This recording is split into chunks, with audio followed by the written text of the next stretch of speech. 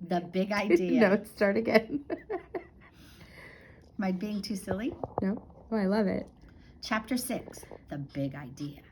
3 things happened later the same afternoon. Nick and Janet Fisk had missed the bus because of the school newspaper meeting. So they walked home together. They were seeing who could walk along the curb without falling off. It was a lot of concentration, and when Janet stepped off into the street, Nick said, "Oh, that's 3 points for me." But Janet said, "I didn't fall. I saw something. Look." She bent down and picked up a gold ballpoint pen, the fancy kind.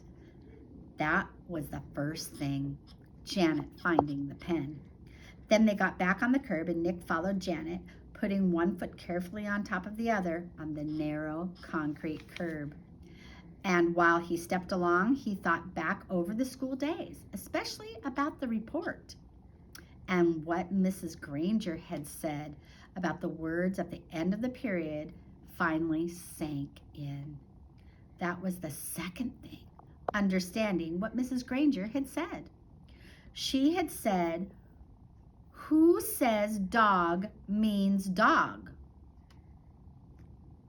"You do, Nicholas?"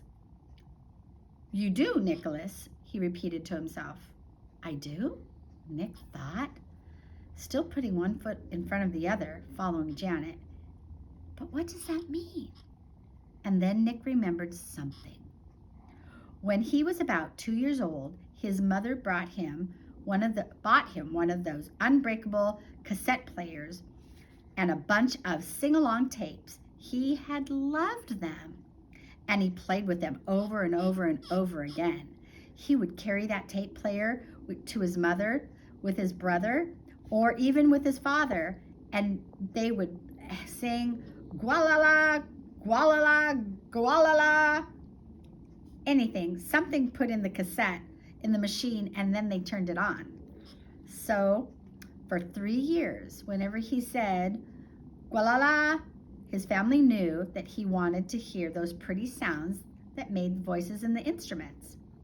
Then when Nick went to preschool, he learned that he wanted his teacher and the other kids to understand him. He had to use word music. But gualala meant that nice sound to Nick, but who says guala means music?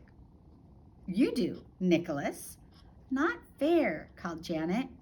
They were on the corner of their own street, and Nick had bumped into her, completely absorbed in all of his thoughts, and she stumbled off onto the curb, and the gold pen in her hand clattered down into the streets. "Sorry, I didn't mean to, honest," said Nick. "I was just watching. Here." Nick stopped over, and he stooped over, and he picked up the pen and held it out to her. Here's your..." And then that's when the third thing happened. Nick didn't say pen. Instead, he said, "Here's your fiddle. Excuse me, here's your frindle." "Frindle?" Janet took the pen, looked at him like he was nuts. She wrinkled her nose. "What's a fringle?" Nick grinned and said, "You'll find out. See you later." It was there at the corner of Spring Street and South Grand Avenue, 1 block from home, on a September afternoon. That's when Nick got the big idea.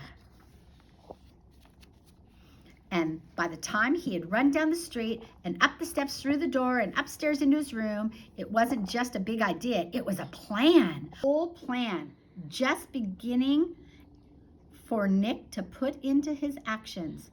And action was what Nick's middle name was. The next day after school, the plan began. Nick walked into the penny pantry store and asked the lady behind the counter for a frindle. She squinted at him. "A what?" "A frindle, please. A black one," said Nick, smiling at her. She leaned over closer, aimed one ear at him, and she said, "You want a what?" "A frindle." This time, Nick pointed at the ballpoint pens behind the shelf. "A black one, please."